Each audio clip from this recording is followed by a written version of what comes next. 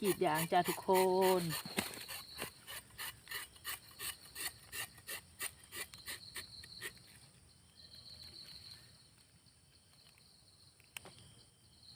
เบิ่งน้ำยาง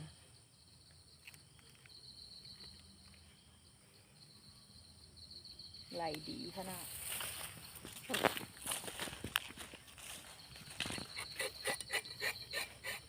อากาศเย็นแล้วพี่น้อง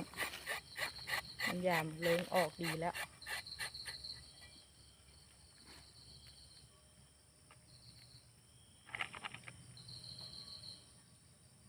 ไหลเต็มหน้า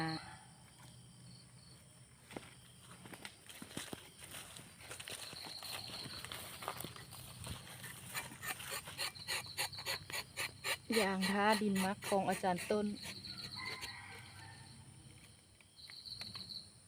เริ่มออกดีแล้วพี่น้องเอ้ยผู้อากาศเริ่มเย็นแล้ว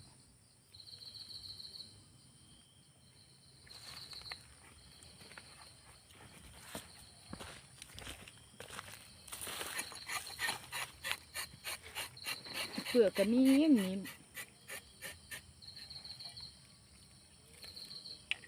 กรีดง่าย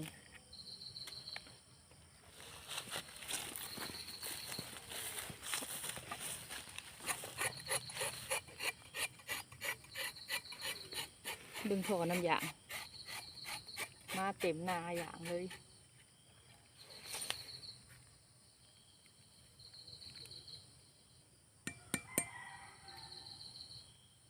ต้นใหญ่แห้งไรดี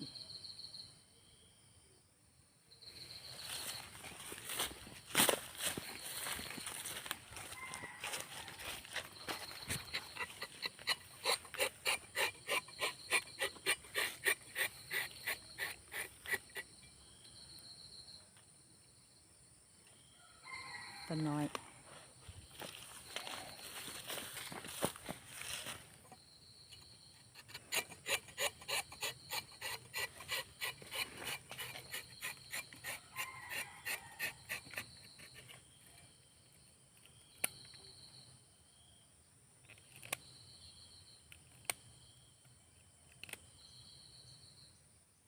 โอ้ไรดีขนาด